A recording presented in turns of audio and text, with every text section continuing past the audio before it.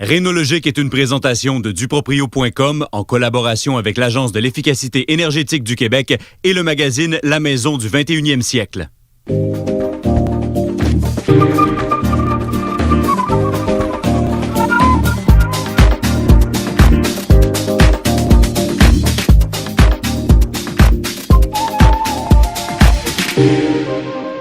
Bienvenue à Rénologique. Cette semaine, on découvre la récupération de matériaux. Mais tout d'abord, nous verrons comment faire de meilleurs choix de portes et de fenêtres. C'est un choix important parce qu'avant tout, une porte ou une fenêtre, c'est une ouverture dans la maison. On s'entend qu'une fenêtre ou une porte, c'est comme un trou béant là, dans l'enveloppe thermique de la maison. Si le mur a R30 à côté, la fenêtre, elle a R2 ou R3. La seule élément qui nous sépare de l'extérieur, c'est le vitrage. Donc, on va choisir, autant que faire se peut, des vitrages plus performants. On peut s'attendre, par exemple, à avoir des entreprises qui nous certifient que les fenêtres sont Energy Star, par exemple, le nouveau logo canadien sur la performance énergétique des fenêtres. Au-delà de la performance du verre, on doit porter une attention particulière aux matériaux de fabrication de la fenêtre. Quand on parle de portes et fenêtres, qu'on veut faire du remplacement, évidemment, à l'heure actuelle, ce qu'on trouve le plus souvent sur le marché, c'est du PVC, du polychlorure de vinyle. Souvent, l'alternative économique, c'est les fenêtres en PVC ou les fenêtres en vinyle, qui est, selon nous, une catastrophe écologique parce que très polluant à la source. Vraiment, le PVC a pris le marché. On doit être rendu à 75-80% du marché.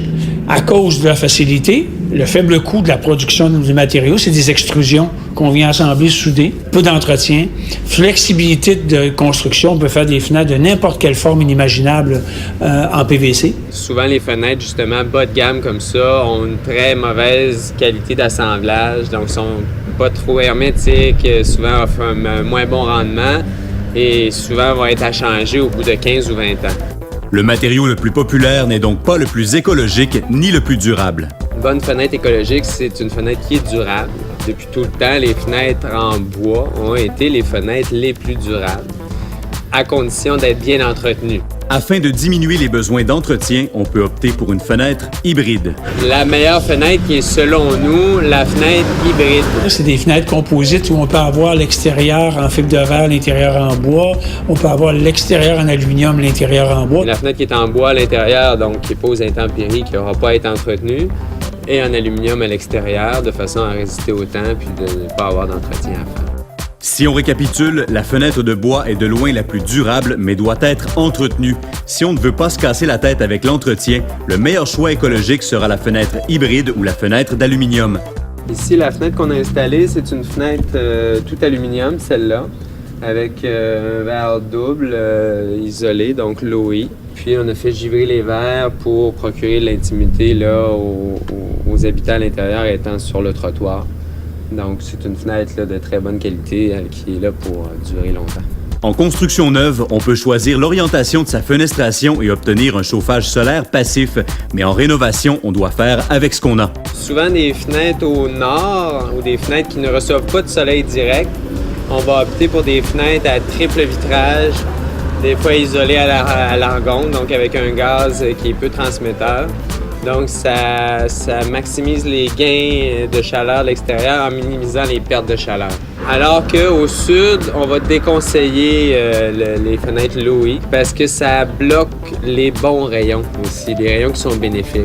Au-delà des matériaux qui composent votre fenêtre, deux grands facteurs leur garantiront une plus grande durée de vie, une bonne installation et un entretien régulier. Du côté des portes, les choix de matière sont plus restreints. La porte d'acier domine le marché actuellement.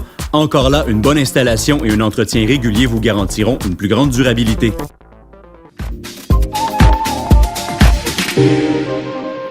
Les friperies de matériaux usagés sont des endroits où vous pourrez trouver non seulement des portes et fenêtres usagées, mais également une foule de matériaux et de pièces de mobilier inusités. Nous avons visité deux de ces établissements. Tout d'abord, Québec Aubaine Recycle à Québec.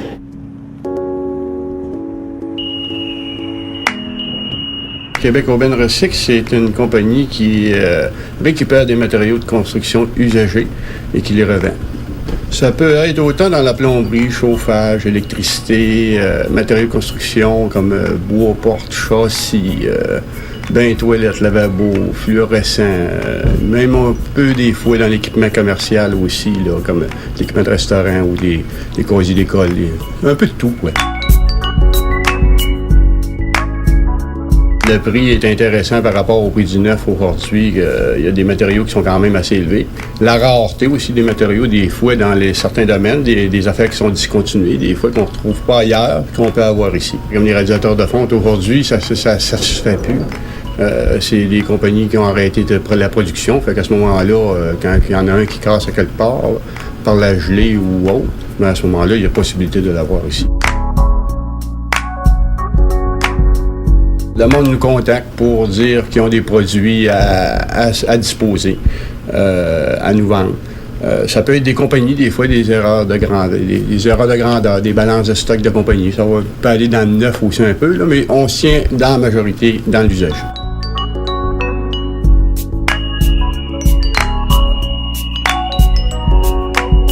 J'ai reçu un bain sur place, ça fait pas longtemps, puis il y a 8 pieds et demi de long.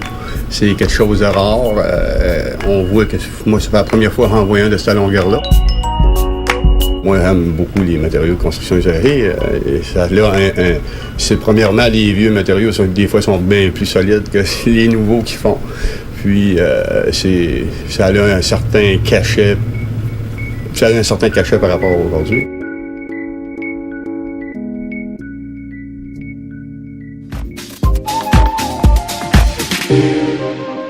Maintenant, du côté de Montréal, on visite Éco-Réno, qui, en plus de récupérer des matériaux, a pour mission de conserver le patrimoine urbain montréalais. Éco-Réno, c'est une entreprise à but non lucratif, sous le format d'une entreprise d'économie sociale, qui a la double mission de récupérer les matériaux de construction, puis de préserver le patrimoine architectural. On récupère tous les matériaux de construction qui servent à faire la finition des intérieurs des maisons construites avant 1950. En gros, on a les portes intérieures-extérieures, on a les bains sur pattes, les éviers, les lavabos, les fenêtres, les vitraux. On a beaucoup de boiseries, plaintes, cadrage, haute porte, corniche, puis on a la plomberie, puis la quincaillerie de porte. En moyenne, c'est 100 tonnes de matériaux qui sont détournés de l'enfouissement chaque année.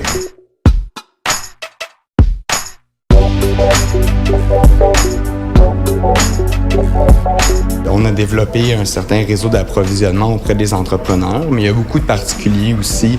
Tu sais, les jeunes de 30 ans, quand ils étaient au primaire, ils ont appris à utiliser le bac de recyclage. Quand tu fais des rénovations puis tu essaies de mettre ta porte dans le bac de recyclage, ça ne marche pas tout le temps. Tu essaies de trouver des réseaux pour pouvoir récupérer ces portes-là. On est inscrit dans ce réseau-là. Mais sinon, il y a des entrepreneurs qui viennent nous vendre les matériaux. Puis, depuis 1 an, on a commencé à faire des expériences de déconstruction. Donc, les clients nous appellent avant que leurs travaux soient commencés. Ils nous disent, bon, on va enlever un armoire. Bon, l'armoire qui est ici, on l'a déconstruit. Ou on a fait une autre expérience sur maçon. On a enlevé 8 portes, les plaintes. Tout a été enlevé nous-mêmes. On vend beaucoup de portes, beaucoup de portes, beaucoup de plaintes, beaucoup de bains. Beaucoup de vitraux, mais ils cherchent beaucoup, dans le fond, à préserver là, leur patrimoine architectural. Dans le fond, souvent, c'est des gens qui ont acheté des maisons qui ont des super belles façades, des vieilles façades, mais l'intérieur a été rénové à neuf pour être vendu propre, mais eux veulent ramener le cachet à l'intérieur, donc vont venir ici pour retrouver ce cachet-là.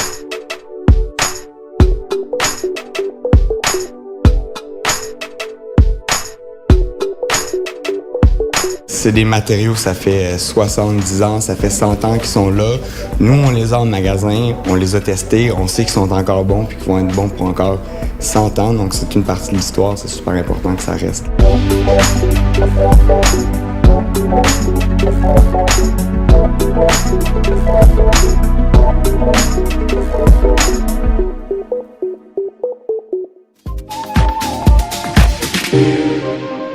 Cependant, il faut faire attention lorsque l'on prévoit installer une porte usagée. Il est recommandé de l'acheter avec son cadre d'origine, puisqu'en faire reconstruire un fera grimper les coûts de main-d'œuvre. Toujours dans la récupération de matériaux, si vous déconstruisez et que vous ne savez que faire de ces vieux matériaux, une option s'offre à vous, l'Éco-Centre.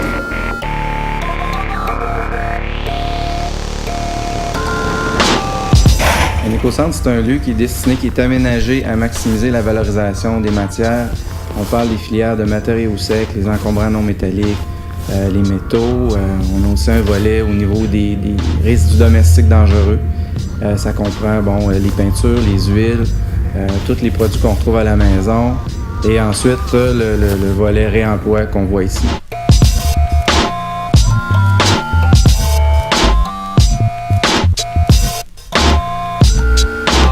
Le site est aménagé pour faire une séparation à la source. On a des conteneurs destinés au bois. Les métaux, on en a pour la terre, le béton. Donc, toutes les filières que la ville, on a intérêt à faire la séparation, soit pour des raisons économiques ou autres. Comme je prends l'exemple du béton, on a un programme à la Ville de Québec qu'on réussit à valoriser tous les résidus de béton asphalte issus de nos opérations. Toutes les matières qu'on peut imaginer dans une maison lorsqu'on rénove, lorsqu'on construit, sont acceptées dans les écocentres. Au moins 65 à 70% du total des matières qu'on reçoit, c'est des matériaux secs de construction, démolition. Ça peut être du bois, du bardeau d'asphalte, du gypse, de l'isolant. Les matériaux secs qui sont, j'appelle ça le matériau sec d'hiver, sont envoyés à un récupérateur qui est à contrat avec la ville. Alors, c'est là qu'il y a une seconde séparation. On va séparer le bardeau d'asphalte du gypse des autres matières.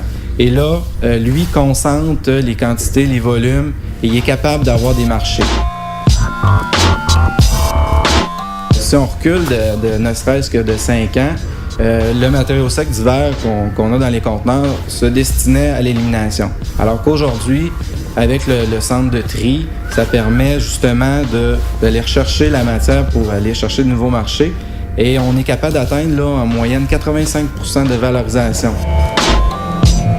On prend une gamme quand même assez étendue de matières là, et ça permet aux gens de venir en une visite nous porter leurs résidus domestiques dangereux, leur peinture, leur vieille huile, un vieux meuble ou en fait se débarrasser d'un peu de matériaux secs. Au niveau des fréquentations, on a des augmentations de l'ordre de 15% par année depuis 5 ans. Donc c'est un service qui est de plus en plus en demande et que plus les gens en connaissent l'existence, plus les gens utilisent le service.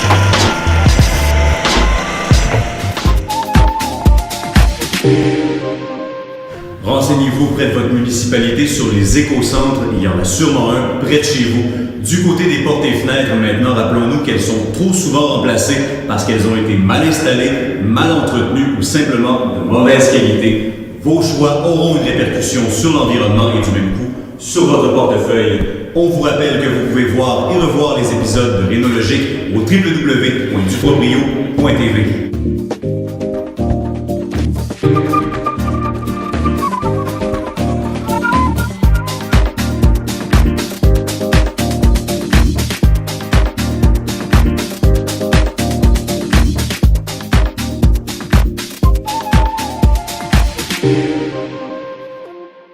Rénologique était une présentation de duproprio.com en collaboration avec l'Agence de l'efficacité énergétique du Québec et du magazine La Maison du 21e siècle.